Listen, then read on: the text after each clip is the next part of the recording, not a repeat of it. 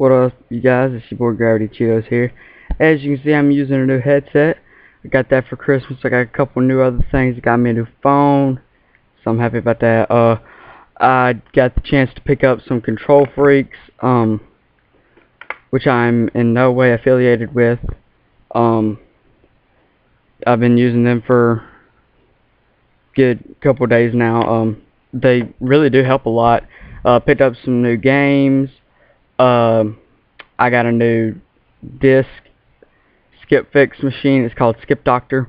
You guys go check that out. I'll leave all the links to the stuff in the description below. But today, I kind of wanted to try out something new. It's a new series I'm wanting to start. It's called CoD School. For guys who are, you know, just trying to get into FPS shooters and stuff on console, whether it be on console, whether it be on PC, whatever. But most of this is going to pertain to console, considering that's what I play on. But let's just get into it. Okay, so the first thing you always have to remember whenever you're starting off playing FPS shooters, don't just go watch your favorite YouTuber who plays FPS shooters and stuff and think that you can just be like them off the bat.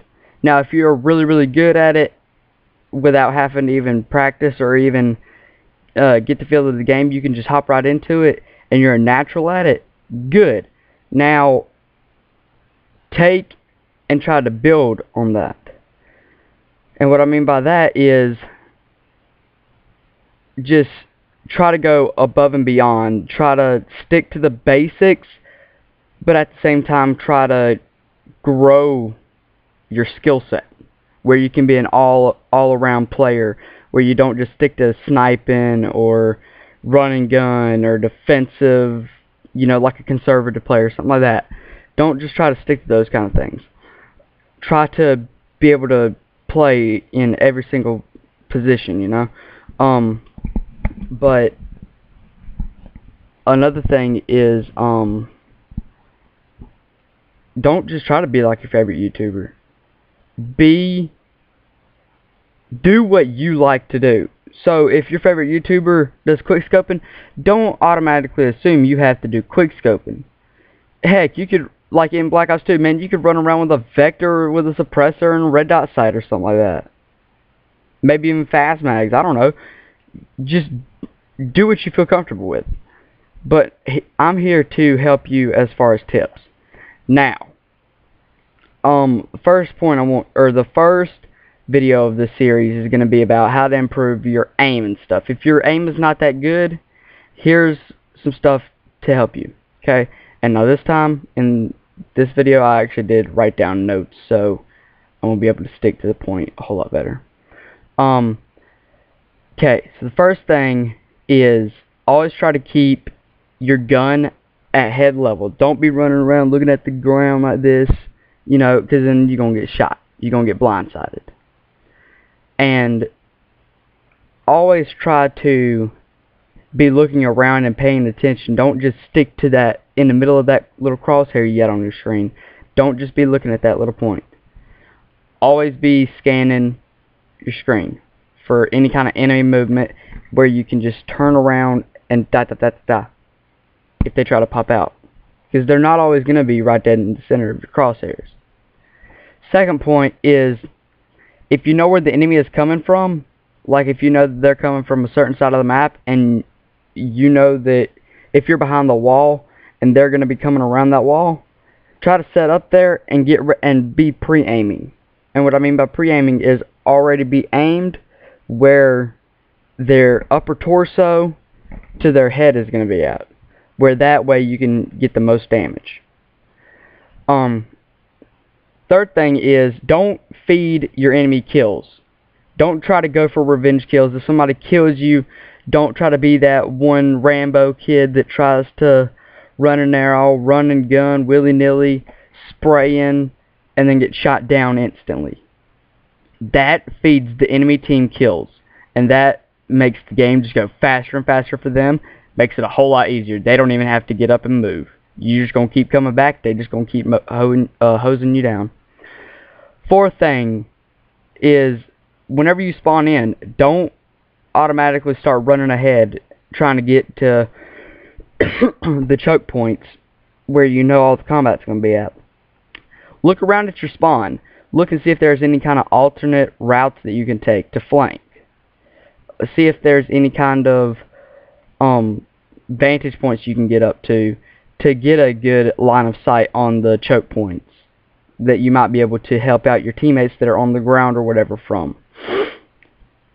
Fifth thing is, whenever you're holding your controller, don't be squeezing it like that. Just have a relaxed kind of grip on it.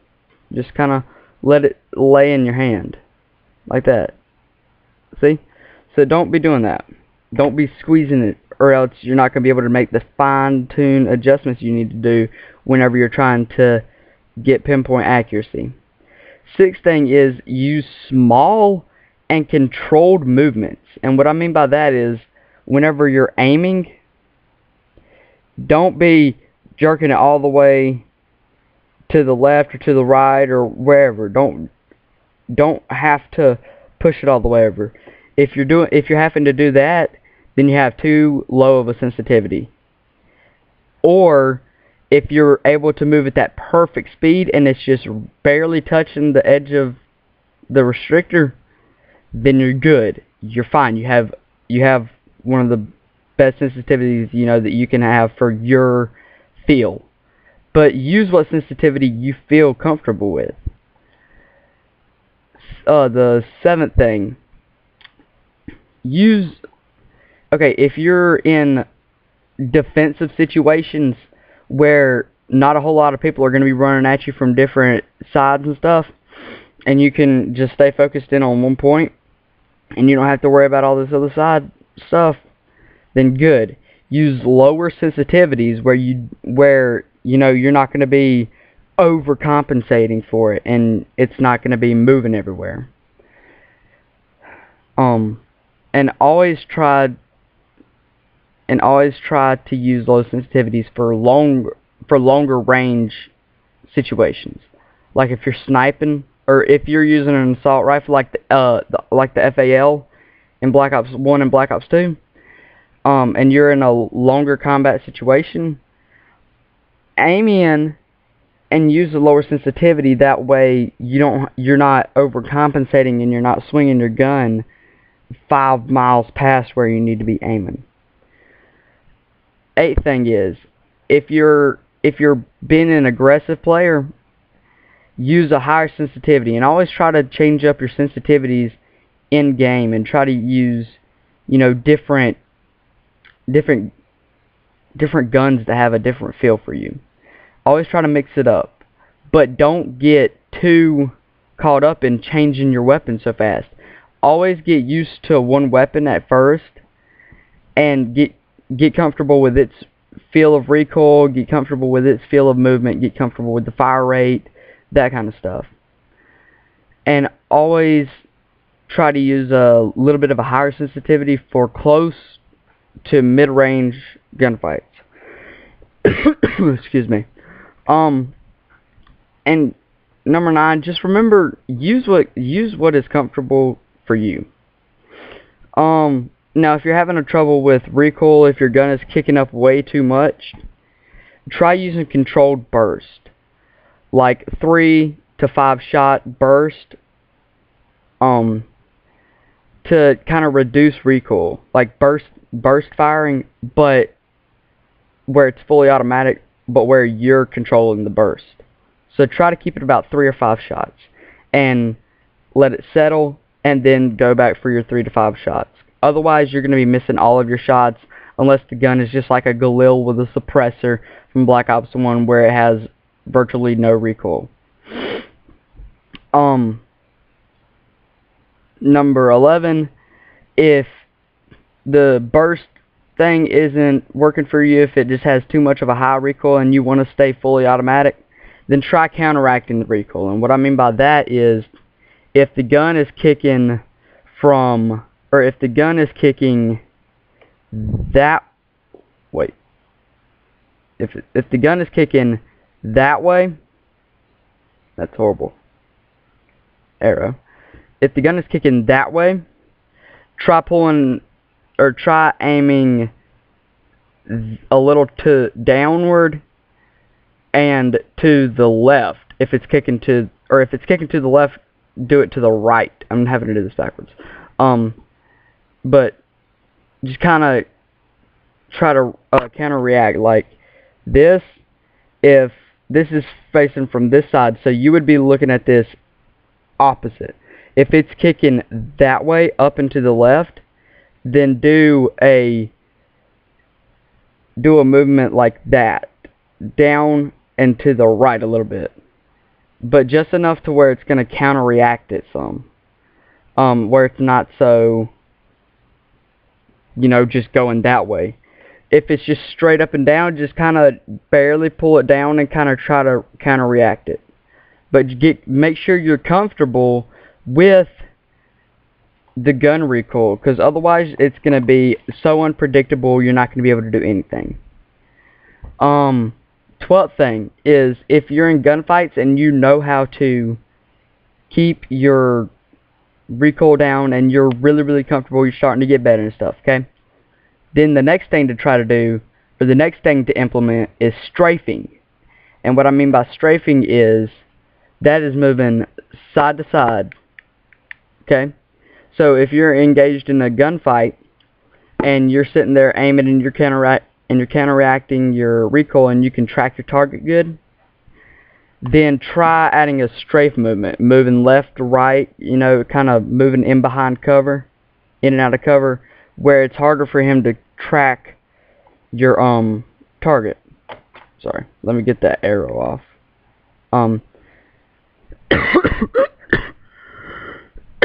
Excuse me. Ooh. 13. Try to keep, or always keep a good feel for your sensitivity, and keep your thumb, you know, keep your thumb nimble, ready to move, you know, where you can just on the fly, quick, make fine-tune adjustments and stuff like that. 14, and one of the, and I'm getting to the end here, you guys, sorry for it being so long. I'm going to try and keep these things under 15 minutes. But the next thing to do is always try to keep your right thumb on the right analog stick. And the best way to do that is, if you're in Call of Duty, you're going to go to settings, or you're going to go to options or settings or whatever, go to controls, and go to button layout, and change it from default to tactical. Now what that's going to do is, instead of making the right analog stick knife, so you're not panic knifing, and B, crouching, it's going to make pushing down the right analog stick to crouch, and pushing B to knife. And what that'll allow you to do is, if you need to duck while you're strafing or whatever, or while you're in that gunfight to try to get the edge, it'll allow you to, without having to sacrifice accuracy and being able to track your targets. Because otherwise you're going to be trying to crouch in and out and move and shoot all at the same time and not be able to aim. So you're not going to be able to move your aim or anything like that. 15 is, try to have the right equipment. Try to have a good controller that is not too heavy. And I know all controllers are pretty much the exact same, except for PS or PlayStation controllers or whatever, where they just have the two thumbsticks down here and the D-pad up here. And they're a little lighter since they're not as big and bulky. Try to, if you have it, get a T8 screwdriver, which you can see my video on how to take them apart in the or not take it apart, but the stuff that I kind of do with the grip on my controllers and stuff in my other videos on my channel. But take out the rumble packs, the vibrators and the handles and stuff, and you can take those out by taking out the screws in here. And then there's a little input for them and the wire leading from the vibrator to the input. Just take and pull the actual input. So there should be the rumble pack, the wire leading to it, and then a little white connector piece on the end of it, and you should just be able to pull it right out of that little socket. And another thing for the equipment is try to get some Control Freaks. On their website they're about $14. If you use like T Martin or anybody else who is sponsored by Control Freak, you know, I think Vanos, maybe, I think he is, I'm not sure, I have to look, but if you use one of their things you get like 10% off, and they come in packs of 2, and see, I picked some up. Now these are the CQC, Close Quarters Combat ones. Now these are really good. They have, I'm not sure if you can really see it, but they have these little rigid dots on it, and they're really good for grip. They help you grip it a whole lot more. Now you're only really going to be using one, so if you have a spare controller, I would suggest putting the other one on it, but you only put it on your right thumbstick, and it just snaps over the rubber piece on your analog stick, and then it allows for more movement. So on your controller, if you can see, it only moves like that. Okay, and you can make some adjustments while you're aiming, but once you snap this bad boy on here, what it does is it allows for higher movement and more movement area, so you can make more fine-tuned adjustments while you're aiming, and they really help. I mean, I've been using them for a couple days now, and I can honestly say that they help. I mean, 5 out of a 5-star rating, I would give them 5 stars, honestly. And I will leave the link to their page in the description and stuff, so you can go check them out. And that's about it. Oh, another thing for sensitivity, try to keep, if you're going to be trying to do an all-around player where you have a class that's good in any kind of situation, long range, close range, anything like that, and I probably should have mentioned this earlier, but I like to stick around a 7 sensitivity on, like, Black Ops 2, I think it's a 7 sensitivity, and now with Black Ops 1, I can stick around a 10 sensitivity with these. I haven't played Black Ops 2 with these things yet. I've been meaning to, but they're really good for any kind of FPS shooter. So any kind of shooter, really, just they help a whole lot. But you know, I used to stick around a 7 sensitivity, so that might actually be going up a lot in Black Ops 2, but other than that, I can't really think of anything, you guys. Comment down below, let me know if you guys want to see any more of this series. Sorry if it's been running a little long. I've been having to kind of explain the products and stuff, but in the next one, I'm going to be explaining some of the different game modes and how to get better at being able to just control the situations, being able to